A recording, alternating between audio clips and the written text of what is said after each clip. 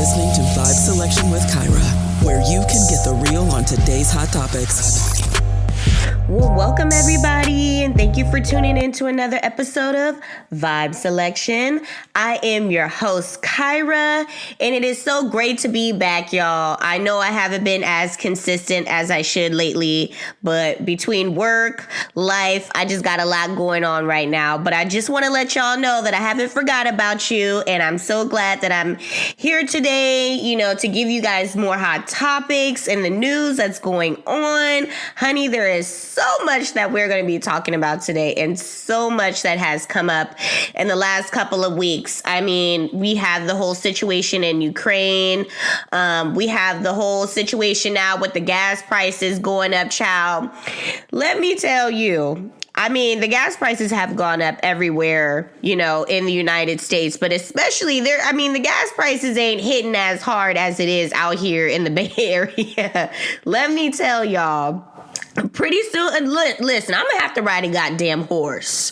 Public transportation is too goddamn expensive too out here, and you get as soon as you get on that train and you try to go to San Francisco from San Jose, honey, it's gonna be a 45-minute ride, and it's damn near $30 to get your ass all the way from San Jose to San Francisco. So it's not even worth taking public transportation. I remember when gas prices were like $2 in the Bay Area, and this was like what 2003, 2002, when the gas prices went up to $2, and everybody's like, if the gas prices go up anymore, I'm gonna have to ride my bike. I'm gonna have to blah, blah, blah, blah, blah. And then look where we are now. California, gas prices are damn near $7, and people still driving their goddamn cars. So where was the same energy? Why didn't y'all keep that same energy? You know what I'm saying?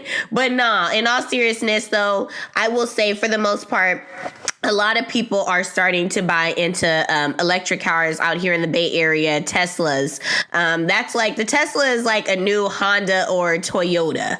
You know what I'm saying? And that's because it's cheaper. It's more economical. You don't have to pay as much money, for gas, because it doesn't take gas because it's electric. So you save a lot of money with buying a Tesla, and they're starting to be actually a little bit more affordable. The only thing is like I think that there's some part in the electric cars where they get it from from Russia. So it's kind of like, on one hand, it's good that people want to do the electric car thing, but then it's still benefiting Russia at the same time even more, because more people are looking to get electric cars because it's better, number one, for our ecosystem, but then you don't have to worry about high gas prices.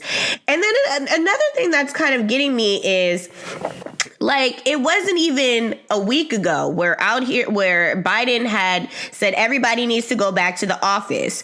And then it's kind of weird that all of a sudden, the gas prices go up. So that leads me to believe, like, what's really going on here? Like, we really got to pay attention, y'all, because I think this whole situation with the gas prices is deeper than what we believe. Just think about it. Okay, it wasn't even a month ago where they were telling everybody to wear face shields and N95 masks. Now they have these whole new mandates where you don't have to wear masks. You don't have to be vaccinated to go to certain places now. And then all of a sudden they're telling everybody come back to the office, which I know is a sigh of relief for everybody. But like, I just want to let y'all all know COVID is still out there, and COVID is very much so real. We're coming into spring and summer, and during these particular periods, everybody goes out. Everybody goes on vacation for spring and summer. You're coming into close proximity with people. If you're going and you're traveling within the United States and outside of the United States, you have more of a higher chance of contracting COVID. You know what I'm saying? So it just kind of doesn't really make sense why all of a sudden they're like, okay, be free. Just go do whatever the fuck you want. You know what I'm saying? Like, you ain't got to be vaccinated, and we still have COVID. And then all of a sudden you're telling us to go back to work, and then you want to raise the gas prices. Like, what's really going on here? I think that the rise of the gas prices has a lot to do with, the fact that our economy has lost a lot of money due to the pandemic. You know what I'm saying? If you can raise the gas prices and force everybody to go back to work by doing so, this country is going to make a lot of money off of that, in which they are right now. So everybody's that's got stocks in, oil and stuff like that, and the government and all these politicians got their hands in the pot when it comes to investing in stocks and gas and stuff. That shit's, their pockets are super deep now because of the whole situation. So I mean, I think we really got to take a look at what's really going on here. Like, it's nothing but greed. It's nothing but power. It's nothing but control that's going on. And I feel like this is the problem with humanity nowadays. Well, not nowadays. I mean, this has kind of been going on since the beginning of time. Power and greed, what I'm saying, has been one of the engines that has fueled humanity since pretty much the beginning of time. And that has always been our demise. If you really think about it, every civilization that has grown to be as strong as it has always fallen due to power, greed, money, all of that stuff. So we really just got to do better as a whole. A lot of people are pissed off because of that. I know Gavin Newsom is proposing a new mandate where he's going to give people a stipend for their gas because they have to travel and go to work now. And a lot of people can't afford that. I mean, think about it. People are barely really just getting back on their feet financially. You know what I'm saying? So to raise the gas prices and force everybody back to work, I mean, it just doesn't really make any sense, especially when people proven they could do the job at home. Like, why do I need to go back into the office if I can prove that I'm doing my job effectively from home, So it's just a lot of shit that's going on that is just really messed up right now. But I really want y'all to really think a little bit more deeper as to why a lot of this stuff is going on, because it's deeper than what we all can see. You know what I'm saying? And we all have the ability to really open up our third eye and look a little deeper into the situation. But some people, honestly, they ain't as deep. So they ain't going to look as deeply into there. But someone like myself, I think this is all about money and control, if you ask me. So, we just really need to do better. But I want to go ahead and get into our topics for today. So I'm going to start off with the Chris Brown sexual assault case. Now, there is someone that was accusing him of sexual assault that had came out. And, what's interesting is this isn't the first time someone has accused Chris Brown of sexual assault. In February of 2017, another lady had accused him of sexual assault as well. So, this is something that's kind of been following Chris. I'm not saying that in this particular situation that it's true, because it has proven that he was not guilty of anything. So the young lady that's accusing him this time accused him of, sexual assault, suing him for $20 million. There was an audio that came out that Chris Brown had posted on his Instagram account. And it was the young lady speaking about the encounter and, wanting to hook up with him. And then there were some text messages that had came out where she was incriminating herself and showed that they had a mutual relationship with one another, that it wasn't anything that was forced, and she was continuously coming on to him even after she had accused him of allegedly raping her. So with that said, Chris Brown put that out there on his social media account of the text messages and the audio because he wanted to prove his innocence in the case. So as a result of that, the young lady's lawyer decided to drop her as a client because with the audio video and with the text messages alone, that showed that, the girl was pretty much lying. It is sad because, I think about how as a celebrity, you have a lot to lose, and how a lot of these celebrity men need to be more careful about the type of women that they get involved with.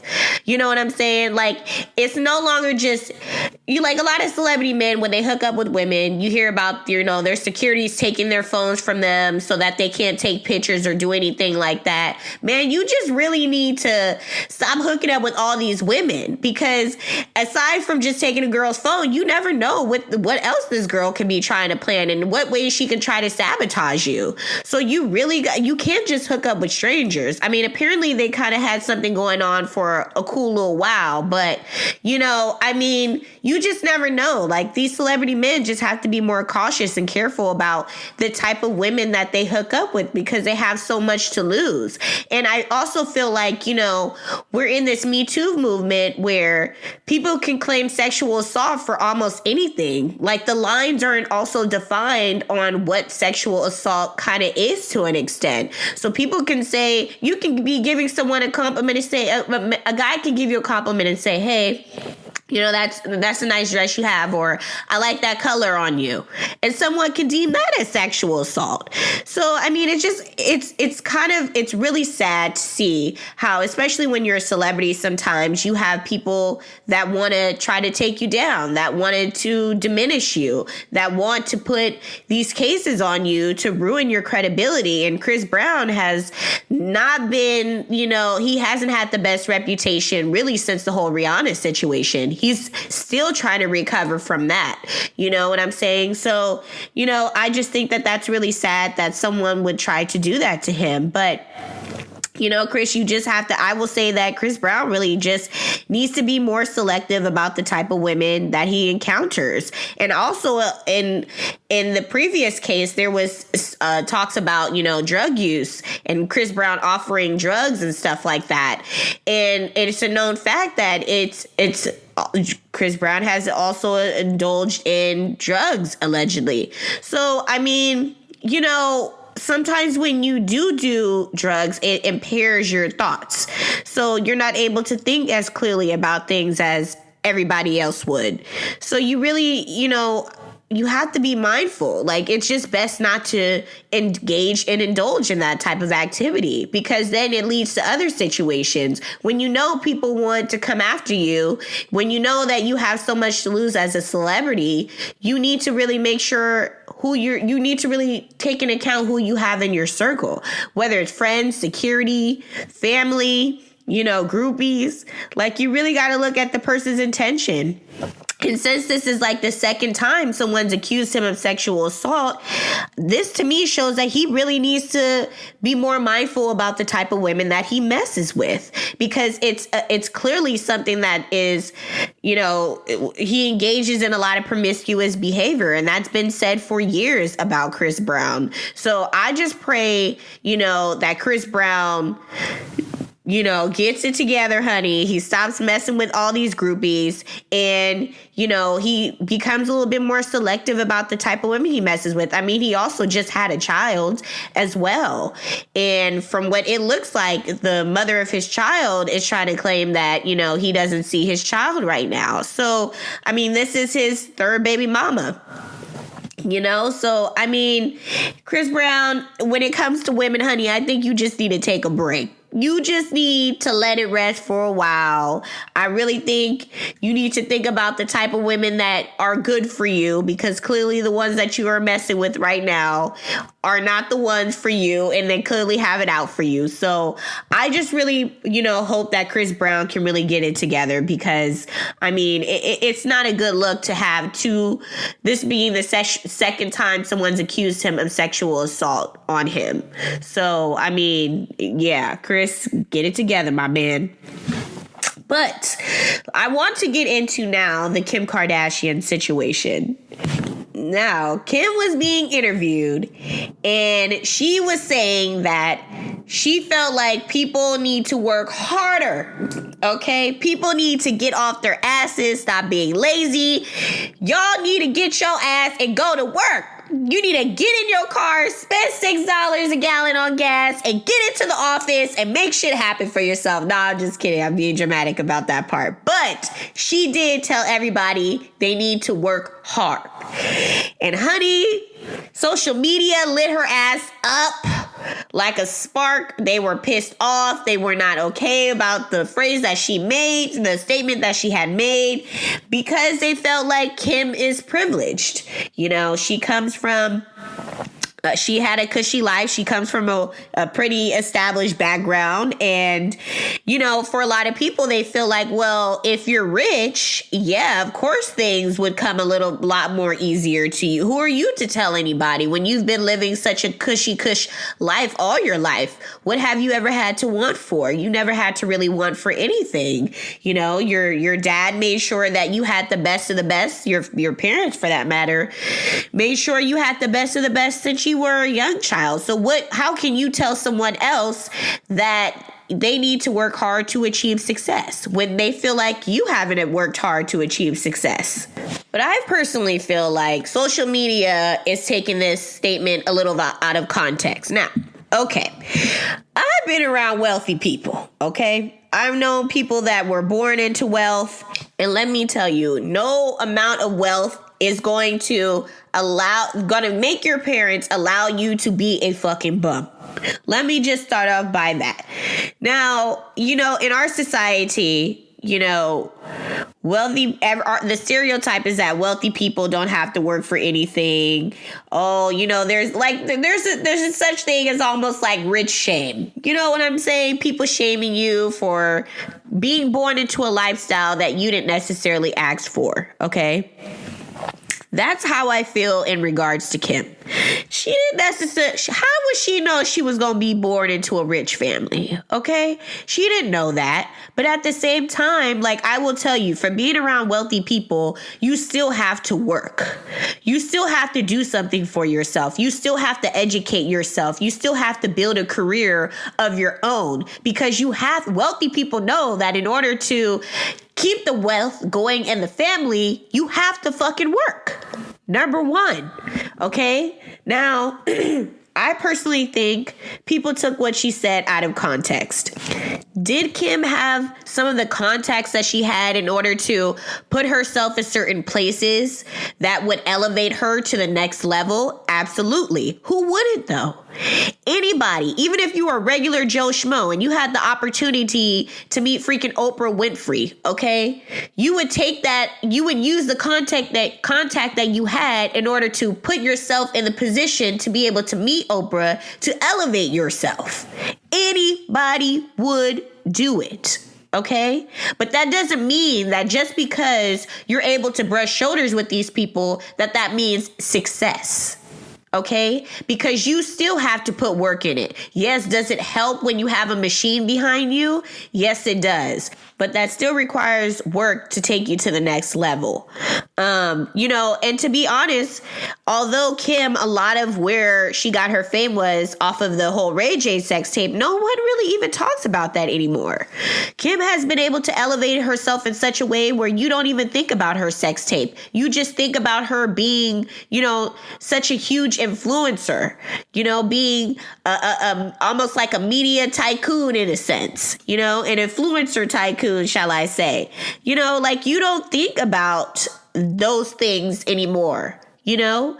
And I think that took a lot of work for her to be able to elevate herself in that type of way. And it took a lot of hard work, because I know Kim did speak about how it did bother her for a while that people really only known her for a sex tape, and she didn't want to only be known for having a sex tape. So sometimes I feel like people just love to give the Kardashians unnecessary hate. Sometimes I'm just like, what? Like, y'all just be nitpicking at some of the silliest, smallest, minute shit that they say. And y'all just want to have a problem with the Kardashians. But at the end of the day, all this, I mean, if they weren't as great as they were, they wouldn't be making money. How is it that they're freaking billionaires if they don't work hard and if no one cares about them and no one likes them? Well, that's funny. If your whole life is based upon what social media thinks and what people think in general, then, you know, how is it that if people don't like you, you wouldn't be like a freaking billionaire? You know what I'm saying? So obviously the narrative that people don't fuck with the Kardashians is bullshit. They would never be as poppin' as they are if people really didn't care about them. and they would never be billionaires. You know what I'm saying? Because, I mean, look at Kim's come up from being, a reality star to being in high fashion magazines and brushing shoulders with the who's who and the elites of the world. I mean, who would have ever thought in a million years? I mean, people, there's rich people out. There's a lot of rich people in the world, right? But we don't even know who a lot of these wealthy people are. Okay? And the thing is you have to work very hard to achieve fame. And money can help play a part in you becoming famous, because if you know how to manipulate your, social media enough where you look like you're this poppin' social media influencer and everybody is looking at everything that you do because you have the latest fashions or whatever it is. Like, people obviously are going to look at that. But it has to also be something about you that draws people to you.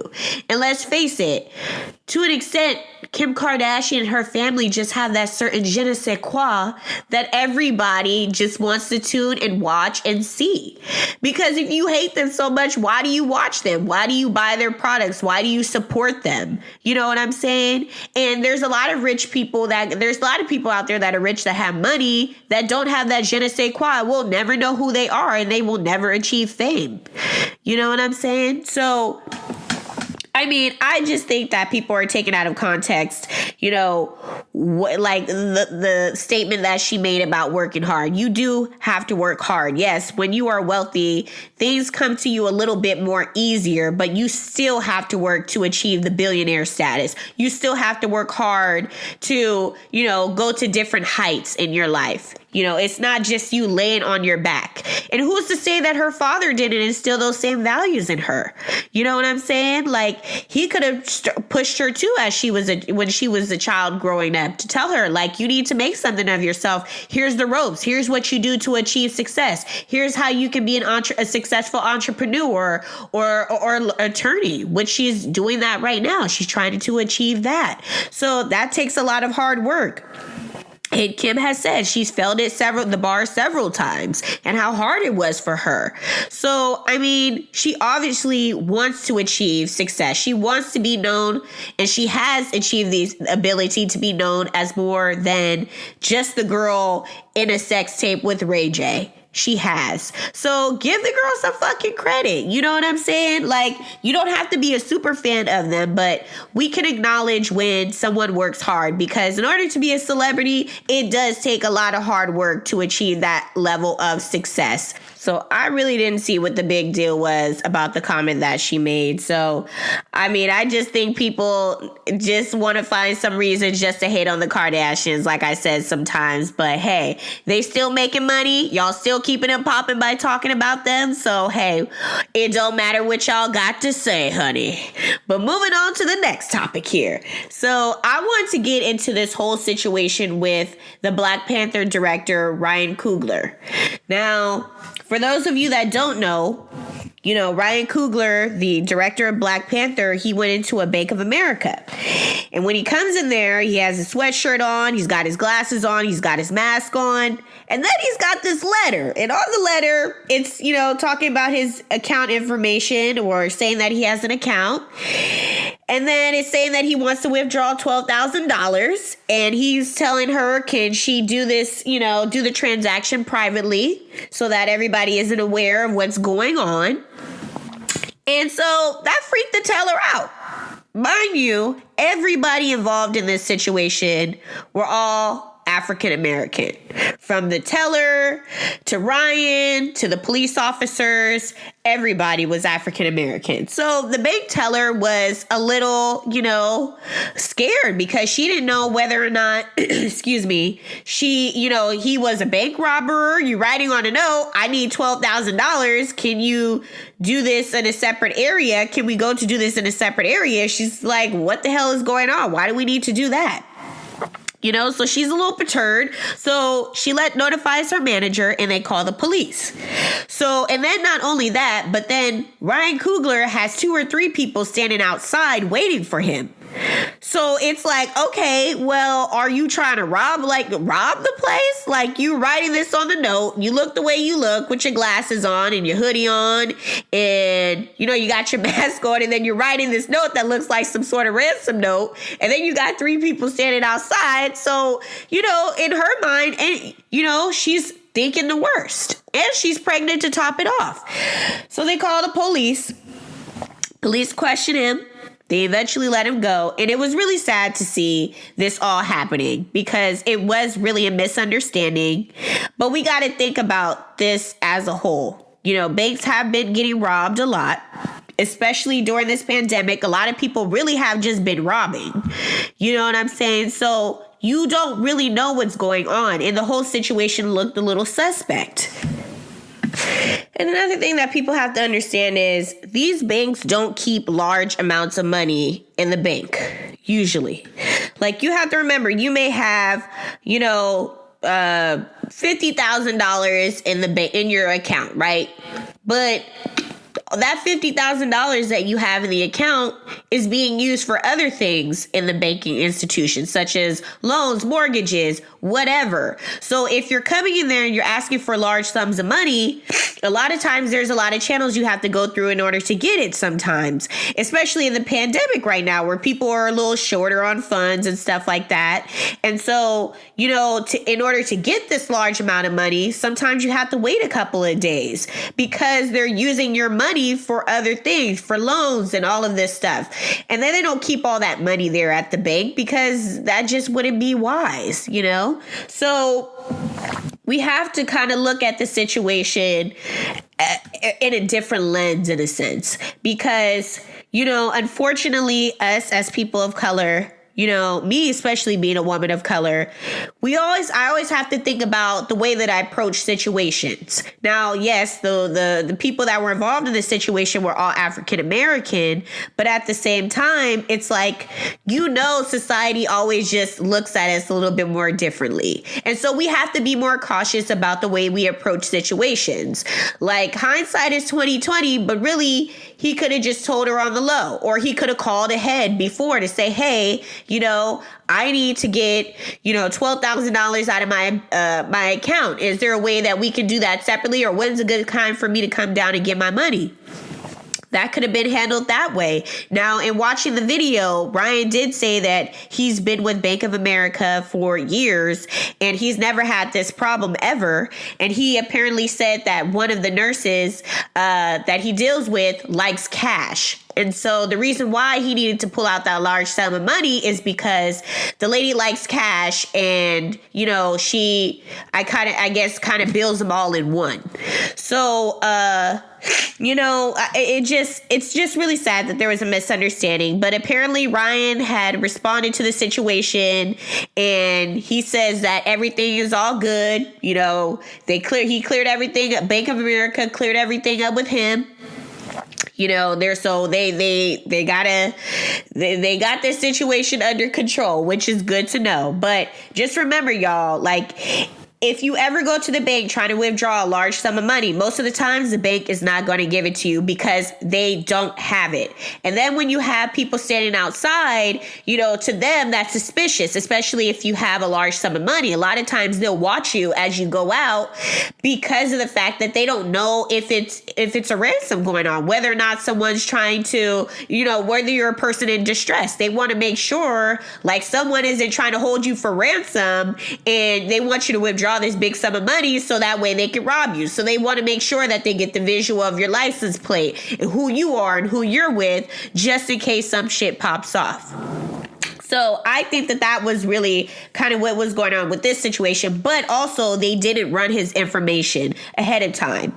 Like, when he gave the note, the lady could have, like, ran his information to see if it was accurate. But at that point in time, she's just thinking in her mind, okay, I see this note. You're telling me to do this on the side. This sounds very suspicious. Forget running all your account information. Although he said he had an account with them, you know, she, you know, for whatever reason, just disregarded that whole part of it and just was afraid. So, I mean, it's really sad that they had this whole misunderstanding, but it's also really good that they were able to clear it up and, you know, Ryan hopefully doesn't have to deal with this whole situation in the future with Bank of America, because if he does, honey, then he might need to run down to Chase. I don't know how good Chase is, but honey, he may have to run down to old Chase down the street. So now I want to get into this whole Stevie J situation, honey. Ciao, ciao, ciao. Now, this was one of the most disturbing interviews I have ever watched in my life. Now, let me just say this. This whole situation could be looked at as a form of sexual assault. Now, I did say in the beginning of the show how sexual assault, needs to be defined a little bit better, but this was clearly like a form of sexual assault. So, Stevie J went on a show called Leah's Lemonade. And while he's being interviewed, the entire time of the interview, Stevie J is laying in bed with his shirt off, completely naked in bed. You can clearly see he's naked. And he has a woman in there, it looks like, and she's giving him oral sex. And, Leah played it off pretty good, but it was really cringeworthy. It was really uncomfortable to watch and listen, and to see. You can clearly see that the interviewer is uncomfortable and she's trying to do her best to remain professional. But honey, I would hung the fuck up. I would have hung up. Stevie seemed drunk or on drugs, or he was under some type of influence of something, because that was weird to see how he's acting. Now, Stevie J has always been kind of an interesting guy, but we've never seen him act like this before. And it was weird. And he was very disrespectful. And he even called the interviewer a slut bag. He said, the interviewer had made a comment, and she had said that she thought his son was very attractive. And he decided to, in response to that, he called her a slut bag. And it was like, what the fuck? How you gonna call this lady a slut bag? And you could see she was just so uncomfortable. But like I said, she handled it so professionally, which I commend her for. But, this honestly disturbed me to watch. And, a lot of times, white media doesn't want to fool with black media. And there's this whole thing where, it's seen that a lot of black, actors or people in the entertainment field don't want to interview with a lot of black, blogs or news reporters, or be it on any black shows or any networks and stuff like that, or just interview with any black journalist, right? Because the stereotype is that we're messy, we don't know how to act, yada, yada, yada, yada, yada. But what the fuck is this? You know what I'm saying? Here it is. This young lady is over here being professional, allowing you onto her platform, and then you disrespect her in that way. And then we kind of look at why white media doesn't want to fool with us. Because when do you see this shit happening in white media? When have you ever seen Oprah Winfrey interviewing someone and fucking someone's getting head while they're being interviewed? You never seen Tom Cruise getting head while he's being interviewed by Oprah? What the hell is that? Or even, any commentator, or Ellen DeGeneres. You never seen fucking Ellen DeGeneres fucking interviewing somebody and the person she's interviewing is getting head while she's interviewing them? You won't ever fucking see that type of shit happening. So why is it that we think that type of behavior is okay to have on our platform? That it's okay for a black artist to come on to another, a black journalist show and do some stuff like that, and think that it's okay and not face any repercussions? Because let's face it, if Stevie J went on the fucking Ellen DeGeneres show and pulled that shit, I bet you he would never have a career anymore. He wouldn't be allowed on any other shows, any other white networks. He wouldn't be allowed on the Jimmy Kimmel show. He wouldn't be allowed any goddamn where else. So, I just think that it is really disgraceful how he acted. And, it's just really sad how, some black entertainers just act this way, act a fool. You know what I'm saying? It just gives us a bad rep. And we wonder why white media doesn't want to fool with us and why we don't have certain opportunities, because it's just shameful. It's disgraceful to see how some of us act sometimes and how we treat each other at times. We really have to do better. There has to be a level of respect. You know what I'm saying? Because we are great. We are just as great as white media. You know, our artists are freaking amazing. And to see just how Stevie J went on there and acted, I mean, honestly, I hope that she doesn't ever allow him back on the show, honey. But that to me is a form of sexual assault. I mean, she is there doing her job, and you are literally having sexual relations with someone right in front of her. I mean, that's just like your boss calling you into the office and telling you he needs to tell you something. As soon as you get in there, you open the door and he's getting freaking fellatio from somebody, and you have to stand there and endure that from him. Like that, I mean, that's exactly what this is. Although, you know, Stevie isn't the boss because it isn't his show, you know, that is not okay. Like, to me, that is a form of sexual assault because she did not agree to that. You know, it's supposed to be an interview. She didn't initially know what was going on. She's thinking he's just laying in bed with his shirt off. And then as she's going into the interview with him, she starts to realize that, you know, he's having sexual relations with somebody. Yeah, she could have hung it up, but I guess she felt like, you know, I just need to remain professional at all times. But that still doesn't warrant the situation. And that still doesn't make it okay that he just literally pretty much sexually assaulted her in front of him. So we'll see what comes of this particular situation, you know, but I just think that we have to do better as, you know,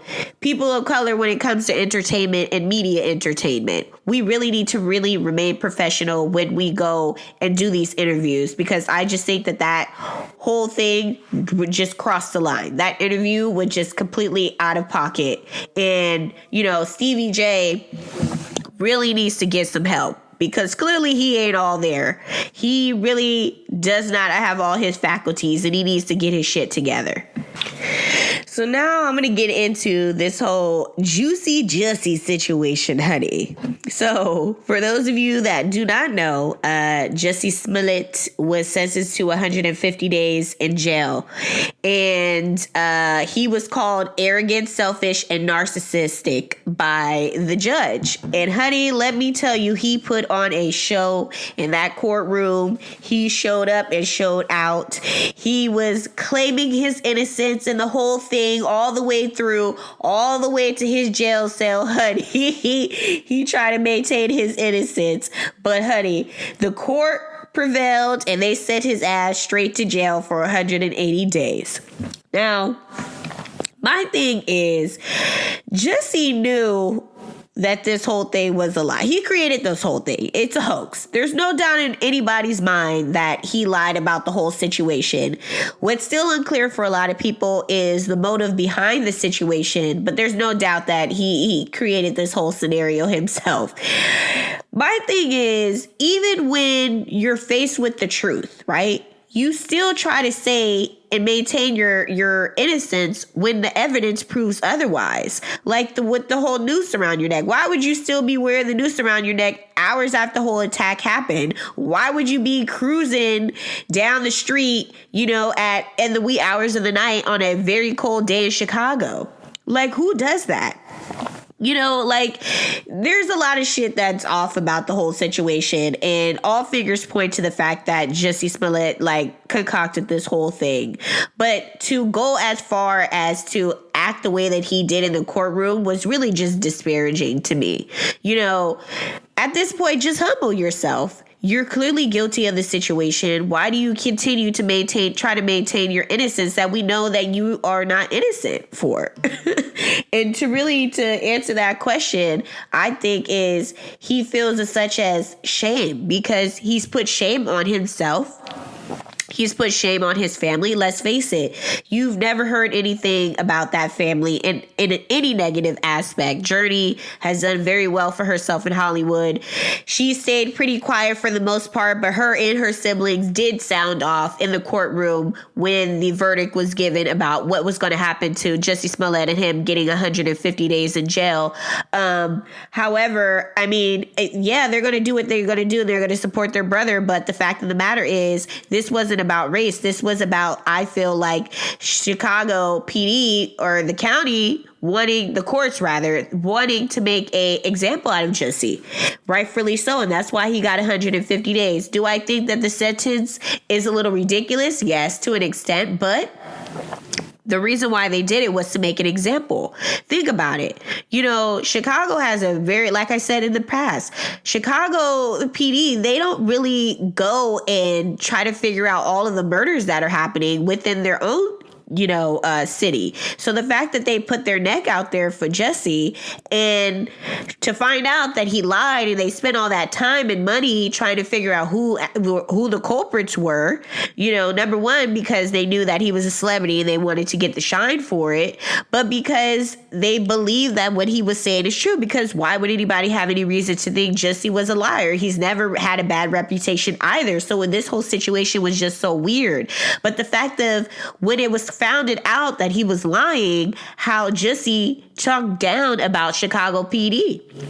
And so honestly, at that point, I just felt like they just wanted to make an example out of him because he slapped them in the face. Because it's like, oh, okay, we put our neck on the line for you. We spent all this time and energy trying to figure out who it was, only to find out this whole thing was a hoax the whole time. And then you wanted to sit up here and call us liars and blame the whole thing on us and tell us we're not doing our job when we went above and beyond for you. Oh, no. Here's your payback now. You get 150 days in jail, and that's how it works. That's just how it is, and Jussie just needs to take it as it is. But Jussie's brother went on and he said that, Jussie was taken to the psychiatric ward in the jail and that he's on suicide watch right now, and that we don't know how long he's going to be in there for, but they got him there as of currently. I do want to let y'all take a listen to Jussie sounding off in the courtroom before he was taken into county jail. Check this out. Okay. I'm not suicidal. Okay. I am not suicidal.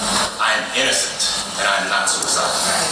If I did this, then it means that I stuck my fist in the fears of Black Americans in this country for over 400 years and the fears of the LGBTQ community. Your Honor, I respect you and I respect the jury, but I did not do this. And I am not suicidal. And if anything happens to me when I go in there, I did not do it to myself. And you must all know that. I respect you, Your Honor. I respect your decision. Jail time. I am not suicidal. Okay. Mr. Uche, let me inquire, are there any post-sentencing motions you care to present right now? Yes, Judge. Yes, Ms. Widow. The defense would wish to present a motion to reconsider sentence and file it in standard. All right. It is timely filed. Thank you, Judge. And let me say, I've obviously considered the sentence at great length, and it's timely filed, so it's preserved for purposes of appeal. Motion to reconsider sentence is respectfully denied. And is there another? One second, Randy. Anything else? Just a second. Is there going to be a notice of appeal filed? Yes, Judge. We're filing a notice of appeal. We're going to be emailing to the court, to the office. You're doing it in Stanter, and are you going to be handling the appeal? Judge, as of now, yes. Well, you have to commit to handling the appeal through the appellate court. Okay. All right. Notice of appeal may be filed. Charlotte, and now I need the prosecutors to work with Charlotte, the probation officer, to work out probation specifications with the conditions I just explained. 150 days in the county jail, the restitution, the fines. Oh, and also statutory DNA and costs are ordered as well. That's statutory. So you have to fill out the probation specifications, and I'm going to get somebody to help you do that, but we need to get that done in Stanter. Anything else today? Yes. Your Honor, if I may, in light of the notice of appeal, we would ask that you suspend the jail sentence in light of the filing of the notice of appeal. Did I do what? Suspend the jail sentence in light of the notice of filing of the appeal. That will be respectfully denied. Yes, Mark. Mr. Lewis. If it can be stayed in light of our notice of appeal. No, I'm not staying. No. The wheels of justice turn slowly, and sometimes the hammer of justice has to fall, and it's falling right here, right now. I'm not staying this. This happens right here, right now. Okay. Charlotte? I know your sentence has to Jussie Smollett. Yeah, I'll talk to you about it. I'll give you those details. Okay. All right. Any other matters to come before the court today? All right. Defendants remanded to the custody of sheriff. Court is adjourned. I am not suicidal. Stop laughing about black. I am not suicidal, and I am innocent. I could have said that I was guilty a long time ago.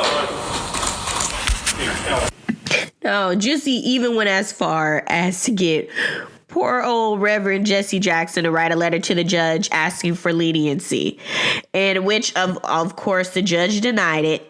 But the fact of the matter is, Jussie, you laid your bed and you got to lie in it.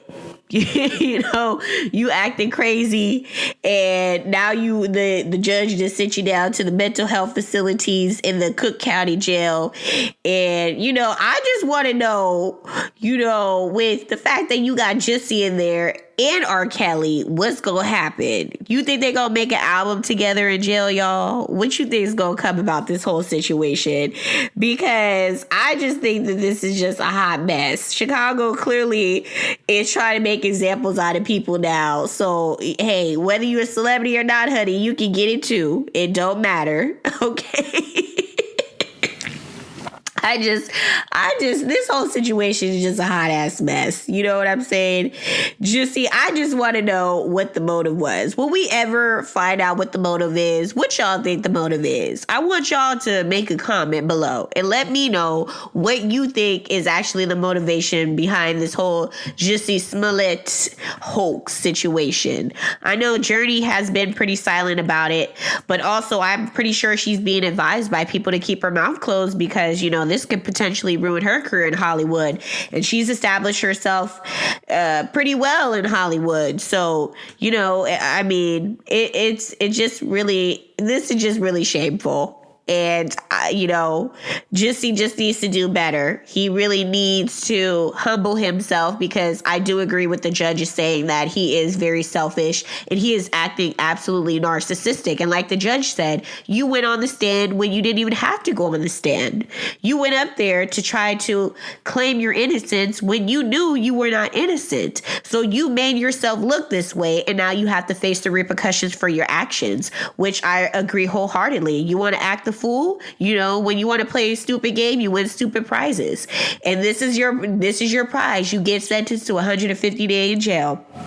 So y'all celebrities out there, honey, if you ever thinking about pulling a little hoax, they done said Tisha Campbell, honey, they try to say she done pulled a little hoax when she said somebody tried to kidnap her on down to Baltimore, honey. So the cops over there did an investigation. They said she a liar. I don't know. That's a legend. But that's what they done tried to say, that Tisha Campbell just pulled a Jussie Smollett. So, honey, I just want to tell all y'all celebrities, do not, PSA, do not pull hoax, honey. You may be an actor, but when you try to act in real life, you will not pull it off. Just give it up, y'all, while y'all ahead. Just stop with all these hoax. Just live your life the normal way and you'll be okay. But on that note, I want to thank you all so much for tuning in to another episode of Vibe Selection and vibing out with me today. Y'all stay safe. Y'all stay healthy out there, and make sure you wear your goddamn mask, okay? And make sure you social distance. Don't be all up on people when you at the stores and stuff like that. Y'all need to maintain your 6 feet at all times.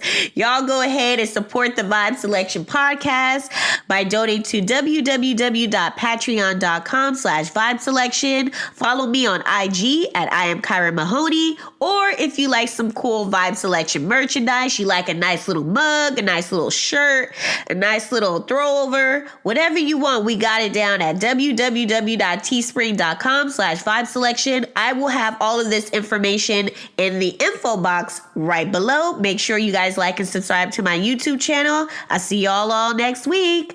Bye. Thank you for joining Vibe Selection with Kyra. Come vibe out with us again next time and hear the latest on today's hot topics. Find us on Instagram at I am Kyra Mahoney or donate at www.patreon.com/Vibe Selection.